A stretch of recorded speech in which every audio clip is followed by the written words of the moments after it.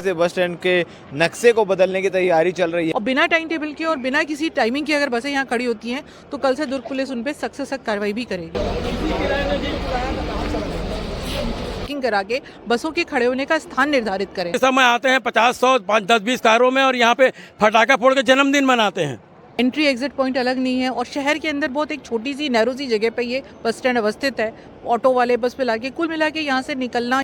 Parking के ठेके की वजह से जो भी ठेकेदार होता है, जो भी ठेकेदार ले, वो पैसा कमाने के चक्कर में 100-100, 200-200 रुपया, 300-300 रुपया, 400 रुपया एक्स्ट्रा लेके यहाँ दिन भर जो गाड़ियाँ सुबह आती है और रात को जाना अवैध पार्किंग कराना है। कुछ लोगों की जिद्दीपन की वजह से सारी व्यवस्थाएं जो है वो बिगड़ी। दुर्ग बस स्टैंड, इसके बारे में आप भली भांति जानते हैं। यहाँ की अव्यवस्थाओं से भी आप जूझ चुके हैं। यहाँ पर जिस प्रकार से बसों की पार्किंग होती है, जिस प्रकार से लोगों को यहाँ बस पकड़ने में असुविधाएं होती है, उसको लेकर आज एक बड़ा कदम उठाया गया। जहाँ पर चेकिंग करने खुद additional SP traffic Richa madam यहाँ मौजूद है, जो बसों की व्यवस्थाओं को लेकर, जो लोग कहीं भी गाड़ियाँ पार्क कर देते हैं, जो किसी प्रकार की व्यवस्थाएं नहीं है, कंडम दुकानें पड़ी हुई है, जिसको हटाकर एक अच्छी व्यवस्था की जा सकती है। इन तमाम चीज़ों को लेकर आज चर्चाएं भी हुई। बस मालिक भी यहाँ पर मौजूद है, सबसे बातचीत हुई। रिचर मैडम हमारे साथ मौजूद है। मैम, किस प्रकार से अव्यवस्था आज देखने को मिली है? बस स्टैंड पे एक्चुअली क्या है कि मुझे लगता है ये 50 साल पहले का बना हुआ बस स्टैंड है। अब समय के साथ जो है इसका इम्प्रूवमेंट नहीं हुआ है। कई सारी बसें बढ़ गई हैं, ऑल इंडिया परमिट की बसें आ रही हैं,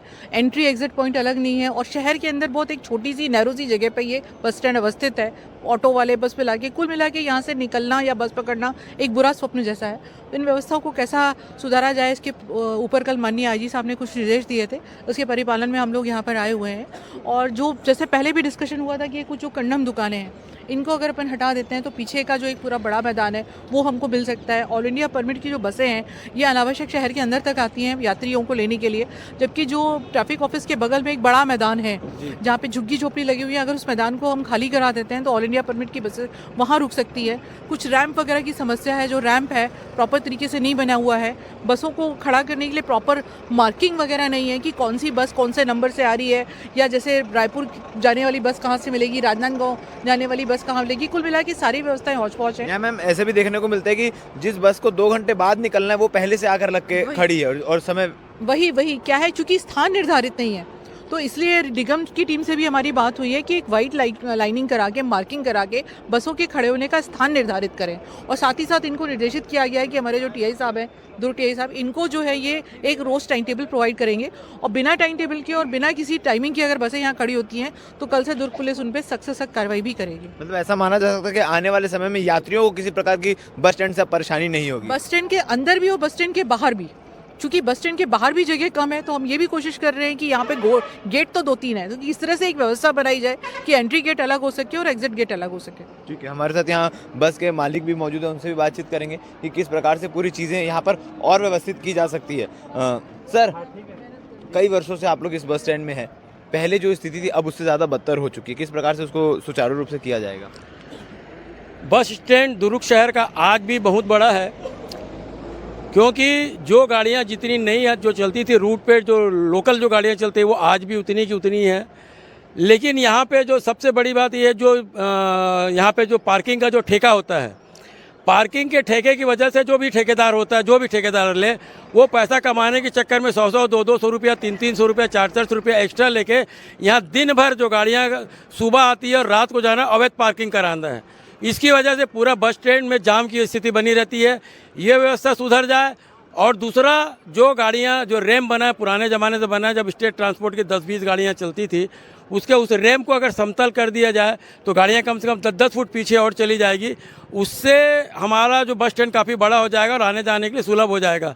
और तीसरी है कि यहाँ पे जो भी पैसेंजर या ड्राइवर कंडक्टर बस के कंपनियों के या जो पैसेंजर नौकरी करने जाते हैं, वो अपनी मोटरसाइकिल किसी भी काउंटर के सामने, दुकान के सामने खड़ी करके चलते सुबह शाम तक अव्यवस्थित तरीके से, बेतरतीबी से, उसकी वजह से भी जाम होता है। और ये पीछे का जो वो है इरिगेशन का जो है, लोग तो ऐसे भी हैं जिनको यहाँ कोई काम नहीं, मगर चाय पीने सिर्फ यहाँ आते हैं कि भाई बस स्टैंड में चलो चाय पी के आते हैं, और फिर पार्किंग करके गाड़ियाँ चले। चाय पीने की बात तो बहुत कम रही। यहाँ तो लोग शाम के समय आते हैं 50, 100, 5, 10, 20 कारों में और यहाँ पे फटाखा फोड़ के जन्मदिन मनाते हैं बस स्टैंड में। अड्डेबाजी भी होती है यहाँ, सब होता है यहाँ पे। इसके लिए यहाँ पे पुलिस की ड्यूटी लगना चाहिए जो इन सब चीज़ों को सुधारे और आज ट्रैफिक एडिशनल एसपी मैडम आई थी, उन्होंने काफ़ी सहयोग किया, समझाइश भी दी हमको, हमने भी उनको कोऑपरेट करने का पूरा दिया। लेकिन जब तक इसमें प्रशासन सख्त नहीं होगा, हम बस मालिक आपस में एक दूसरे की शिकायत करेंगे तो बुरे बनेंगे। इसलिए प्रशासन को सख्त होना चाहिए। हम साथ देने को तैयार है प्रशासन का पूरा व्यवस्था बनाने के लिए, लेकिन उसमें प्रशासन सख्ती से कार्रवाई करे तो वो बिल्कुल व्यवस्था सुधर जाएगी और कहीं नया बस स्टैंड ले जाने की ज़रूरत नहीं है।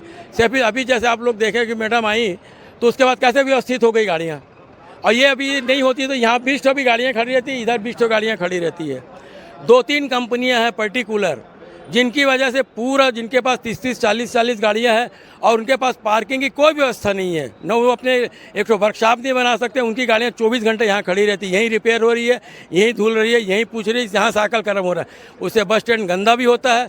वो 3-4 कंपनियों पे जो कार्रवाई होगी तो अपने आप बाकी बस स्टैंड सुधर जाएगा। ठीक है, तो इस प्रकार से बस स्टैंड के नक्शे को बदलने की तैयारी चल रही है। नक्शा मैं इसलिए कह रहा हूँ क्योंकि जो आप दृश्य देखते हैं यहाँ पर आकर, जो आने से पहले भी कतराते कि भैया यहाँ कैसे आएंगे, क्या करेंगे, मगर अब इनको व्यवस्थित किया जाएगा ताकि यात्रियों के लिए ये बस स्टैंड सुगम और सरल हो। कोई कहीं भी जाने के लिए दुर्ग बस स्टैंड का नाम ले। दुर्ग बस स्टैंड वैसे भी काफ़ी पुराना बस स्टैंड है और काफ़ी अच्छे तरीके से सुचारू रूप से यहाँ संचालित होती है, मगर कुछ लोगों की कमियों की वजह से, कुछ लोगों की जिद्दीपन की वजह से सारी व्यवस्थाएं जो है वो बिगड़ी है, जिसे सुधारने का काम अब शुरू हो चुका है।